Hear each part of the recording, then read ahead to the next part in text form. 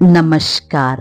मैं माया और आप सुन रहे हैं मुंशी प्रेमचंद की कहानियाँ।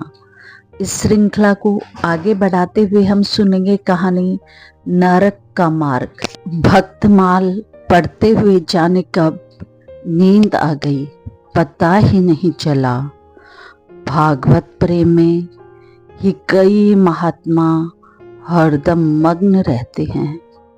इस तरह की लगन और भक्ति बड़े ही तप से प्राप्त होती है। क्या मुझसे वैसा तप नहीं हो पाएगा? जीवन में भक्ति से बड़ा कोई सुख नहीं है। आभूषणों और धन दौलत से जो प्रेम हो वो क्या प्रेम। इनका तो नाम सुनते ही मुझे बुखार सा हो जाता है। सुशीला ने इन आभूषणों और फूलों से ही मुझे कितना सजाया था। उससे मैंने मना भी किया था ये सब करने से, लेकिन वो मानती ही नहीं थी। इस श्रृंगार के दौरान जितना हम लोग हंसते थे, बाद में मुझे उतना ही रोना पड़ा। आखिर किसी का पति ऐसा होता है जो अपनी पत्नी को सजा धजा देखकर नाराज हो जाए। मेरे पति ने तो मुझे सजा धजा देखकर गुस्सा किया और कहा कि तुम मेरा परलोक बिगाड़ दोगी। क्या किसी के पति ऐसे होते हैं जो अपनी पत्नी की खूबसूरती और श्रृंगार को देखकर गुस्सा करने लगे? उनकी बातें सुनकर मन में होता है कि जहर ही खा लूं, लेकिन फिर मैंने नीचे जाकर भक्तमाल पढ़ना शुरू कर दिया। फिर मन ही मन ठान लिया कि अपने इस श्रृंगार को सिर्फ बाके बिहारी को दिखाऊंगी और उनकी ही दिन रात सेवा करूंगी। कम से कम वो तो ऐसे श्रृंगार से पति की तरह नहीं चलेंगे। भगवान, मैंने हमेशा से ही अपने पति को अपना इष्ट मानना चाहा। सोचा कि उन्हें किसी तरह का दुख न दूं और हरदम उनकी सेवा करती रहूं। अब क्या करूं? सारा दोष मेरे नसीब का है। वो तो बस निर्दोष ही हैं। मेरे भाग्य में जैसा लिखा है मैं वो सब भोग रही हूं। इतना सब पता होने के बाद भी जब उन्हें देखती हूं तो मन में दुख होता है। जब वो कुछ दिनों के लिए बाहर चले जाते हैं तो मन का बोझ कुछ कम हो जाता है। उनके न होने से हंसने खेलने और जीवन को जीने लगती हूँ। फिर जब वो कुछ दिनों बाद लौट आते हैं तो उसी तरह का सन्नाटा और दुख छा जाता है।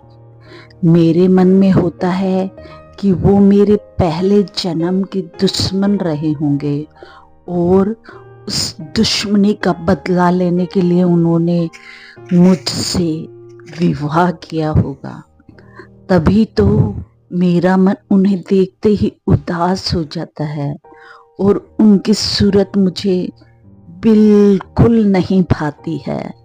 शायद इसी वजह से वो मुझे देखकर जलते रहते हैं।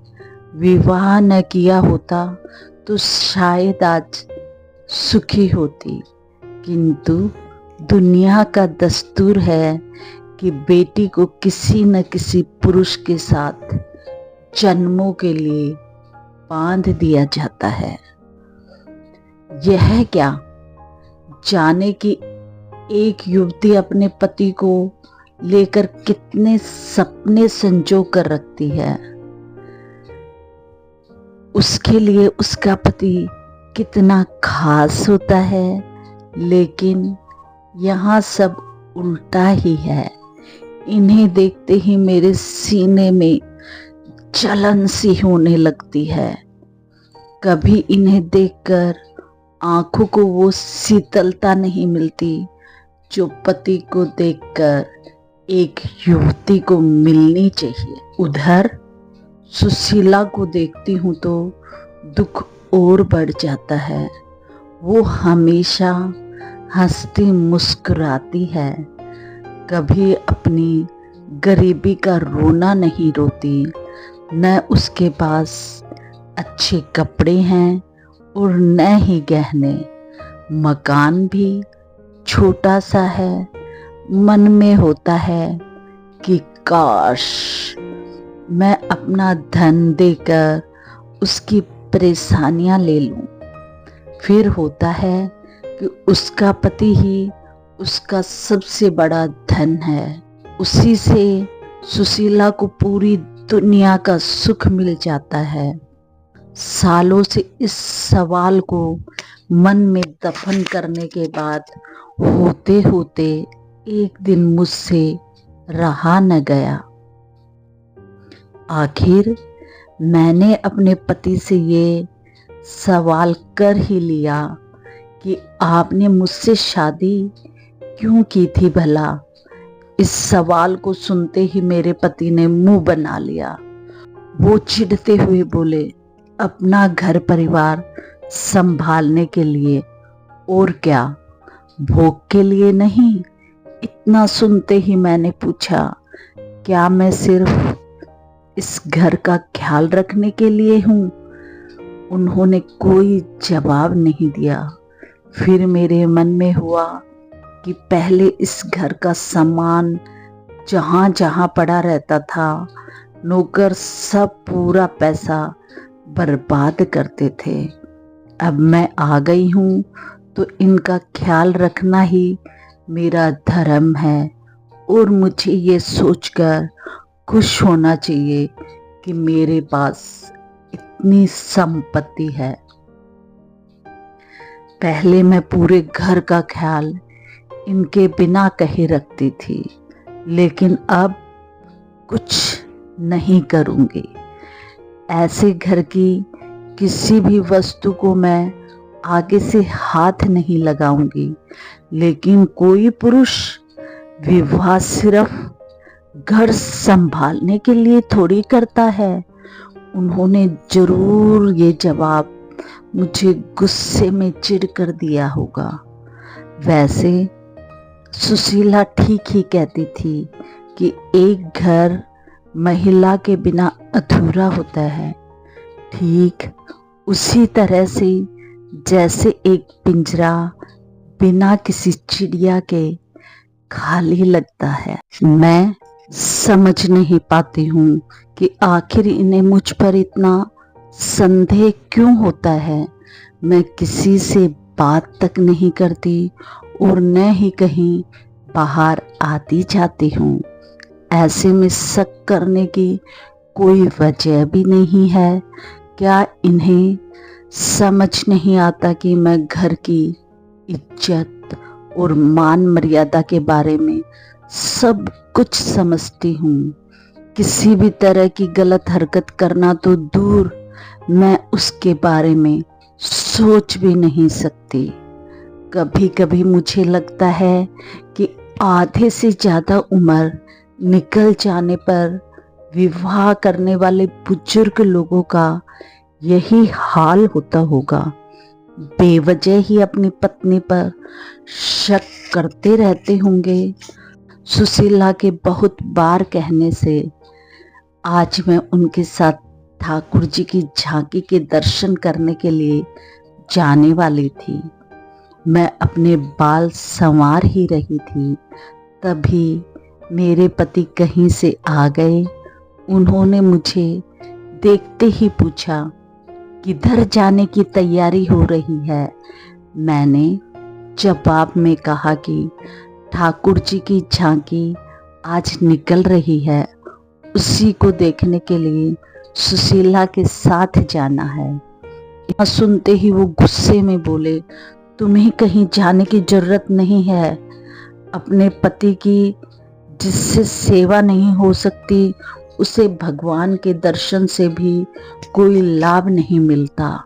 उन्होंने कहा, मैं जानता हूँ, महिलाओं को अच्छे से जानता हूँ। उनकी यह बात सुनते ही मुझे बहुत बुरा लगा। गुस्से में मैंने कपड़े बदल लिए और चुपचाप बैठ गई। मन में हुआ कि उसी वक्त घर छोड़कर चली जाऊं। फिर देखती हूँ कि कैसे रोकते हैं, लेकिन पता नहीं क्या हुआ कि जा नहीं पाई। इनके मन में हमेशा यही होता है कि मुझे हरदम खुश रहना चाहिए, क्योंकि मैं इतने बड़े घर और दौलत की मालकिन हूँ। मुझे हरदम इनका गुणगान करना चाहिए, लेकिन यह समझते नहीं हैं कि धन दौलत ही सब कुछ नहीं होता है। अब यह 3 दिन से बीमार हैं। उन्हें निमोनिया हो गया है और कितने दिनों से ये कर्रा रहे हैं, लेकिन मैं इन्हें एक बार भी देखने नहीं गई। सभी घर में मौजूद नौकर इनका ख्याल रख रहे हैं, लेकिन मेरे दिल में किसी तरह की करुणा इनको लेकर है ही नहीं। मेरा मन इतना कठोर नहीं था, लेकिन जिस तरह से इन्होंने मुझे इस घर में कैदी बनाकर रखा, हरदम शक किया और एक पल भी सुख नहीं दिया, इसके बाद इनके लिए दया मन में रही ही नहीं। मन में होता है, मुझे दिए गए दुखों का भगवान ने इन्हें दंड दिया है। अगर कोई समझे कि महिला को यूं ही किसी पुरुष के गले बांध दे और उसे किसी भी तरह से रखे, सो पूरी तरह वो गलत है। सुना है कि वो अपनी बीमारी का दोष मुझे ही दे रहे हैं, लेकिन मुझे कोई परवाह नहीं। ये चाहें तो किसी को भी अपना धन दौलत दे सकते हैं, इसकी मुझे बिल्कुल जरूरत नहीं और न ही मुझे किसी तरह का लोभ है। होते होते एक दिन वो गुजर गए। आज उनको गए 3 दिन हो गए थे। मैंने उनके जाने के बाद चूड़ियां नहीं तोड़ी। मैं सिंदूर तो पहले भी नहीं लगाती थी और अभी भी नहीं लगाती।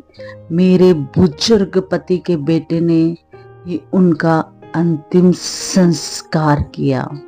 घर में सभी लोग तरह तरह से मुझे ताने देने लगे। मेरे बंधे हुए लंबे बाल देखकर सुनाते थे, लेकिन मुझे जरा भी बुरा नहीं लगता था। ऊपर से मैं सभी को चिढ़ाने के लिए रंग बिरंगी साड़ियाँ भी पहन लेती हूँ। मेरे मन में होता है कि मैं इस कैद से रिहा हो गई हूँ। एक दिन मैं सुशीला के घर गई। उसके घर में किसी तरह की सुख सुविधा नहीं थी। चारपाई तक वहाँ पर नहीं थी, लेकिन वो इतनी खुश थी कि उसे देखते ही मन में ऊर्जा का संचार हो जाता। इन लोगों को गरीब और नीच कैसे समझे, जो हरदम मुस्कुराते रहते हैं और प्रेम भरी बातें करते हैं। भले ही यह आनंद पल भर का था, लेकिन इससे जीवन सफल सा लगता है।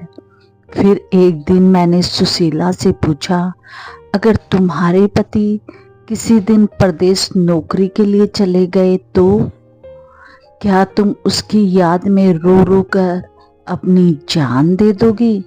सुशीला जवाब में बोली, नहीं, जान तो नहीं दूंगी, लेकिन उनकी याद में हरदम मन आनंदित होता रहेगा। भले ही वो सालों परदेश रह लें, लेकिन उनकी याद हमेशा ही मुझे खुशी देती रहेगी। मैंने भी कहा कि सुशीला, मुझे भी ऐसी ही खुशी चाहिए जिसके आनंद में हमेशा मैं झूमती और गाती रहूं। ऐसा आनंद जो कभी कम ही ना हो। मन आजकल काफी परेशान और चंचल हो चला था। होता था कि कहीं एकदम उड़ जाऊं। भक्ति के ग्रंथों को पढ़ने का भी मन न करता था और न ही बाहर कहीं सैर सपाटे पर जाने का मन करता था। ऐसे लगता था कि मन को पता ही नहीं क्या हुआ है, लेकिन मेरे दिल में अपने पुराने दुख ही चल रहे थे। अब मुझे किसी की भी निंदा से कुछ फर्क ही नहीं पड़ता था। दिमाग में यह बात भी उठ रही थी कि मेरे माता पिता ने पैसे के लोभ में मेरा बुढ़े से विवाह करवा दिया और उसने भी सिर्फ अपनी जिद पूरी करने के लिए मेरी मांग में सिंदूर भर दिया, लेकिन जिंदगी भर शक ही करता रहा। एक दिन घर के सभी लोग सो रहे थे। कमरे में मेरा दम घुट रहा था, इसलिए मैं दौड़कर उस घर से बाहर की ओर भाग गई। तभी मुझे एक बुढ़िया दिखी। मेरे मन में हुआ कि कहीं वो कोई चुड़ैल तो नहीं। तभी बुढ़िया ने कहा, किसका रास्ता देख रही हो? मैंने जवाब में कहा, मरने की राह देख रही हूँ। बुढ़िया बोली, अभी तुम्हारे नसीब में मौत नहीं है, तुम्हें कई सारे सुख भोगने हैं। मैंने भी चिढ़ते हुए उस बुढ़िया से पूछा कि इतनी रात में तुम किस्मत की लकीरें पढ़ लेती हो? बुढ़िया ने कहा, आंखों से थोड़ी पढ़ती हूँ, अकल से पढ़ लेती हूँ। ये काम करते हुए तो सारी उम्र बीत गई। तुम्हारे अब अच्छे दिन आ रहे हैं। मैं बस यही चाहती हूँ, जिसकी जो कामना हो वो उससे मिले। जवाब देते हुए बुढ़िया ने कहा, मैंने कहा, मुझे कोई धन दौलत नहीं चाहिए और जो मैं चाहती हूँ वो तुम मुझे दे नहीं सकती हो। तब बुढ़िया ने कहा, मैं जानती हूँ तुम्हें जीवन में सिर्फ और सिर्फ प्रेम चाहिए और मैं यह प्रेम तुम्हें दिला सकती हूँ। मैं तुम्हें प्यार के नाव में बैठा सकती हूँ। उस अम्मा की बातें सुनकर मुझे लगा जैसे कि वो स्वर्ग से मेरी मदद करने के लिए आई हो। मैंने पूछा, अम्मा, तुम्हारा घर कहाँ है? उसने कहा कि पास में ही है बेटा। मैं उस अम्मा के पीछे पीछे चलने लगी। बुढ़िया के पीछे पीछे चलते चलते मुझे पता लगा कि वो किसी स्वर्ग से आई मेरी मददगार नहीं, बल्कि एक डायन ही है। कहाँ मैं अमृत की तलाश में थी और जहर मिल गया। मैं तो सुशीला जैसा सुख पाना चाह रही थी, लेकिन कहाँ डायन की चपेट में आ गई। मेरी इस हालत के जिम्मेदार लोभी माता पिता और मुझे अपनी पत्नी बनाने के ख्वाब देख रहा वो बूढ़ा है जिसने मुझे अपनी जिद के लिए पत्नी बनाया। मैं अपनी ये आत्मकथा कभी नहीं लिखती, लेकिन मैं चाहती हूँ कि सभी माता पिता ये समझ लें कि पैसा जीवन में सबसे बड़ा नहीं होता। मेरी चाहत है सब लोगों को मेरी आत्मकथा से मालूम हो कि लड़कियों का विवाह यूं ही किसी से नहीं कर देना चाहिए। किसी भी लड़की का गला इस तरह से बूढ़े से विवाह करके घोट नहीं देना चाहिए। अब मेरे जीवन में कुछ नहीं बचा, सब कुछ सिर्फ माँ बाप के एक फैसले से खत्म हो गया। अतः बेटी का विवाह हमेशा योग्य वर से ही करना चाहिए। ऐसा न करने से उसका जीवन नरक के समान हो जाता है। धन्यवाद। आप सभी से विनम्र अनुरोध है कि आप ऐसी कहानियाँ सुनते रहने के लिए चैनल को लाइक कीजिए, शेयर कीजिए और सब्सक्राइब कीजिए।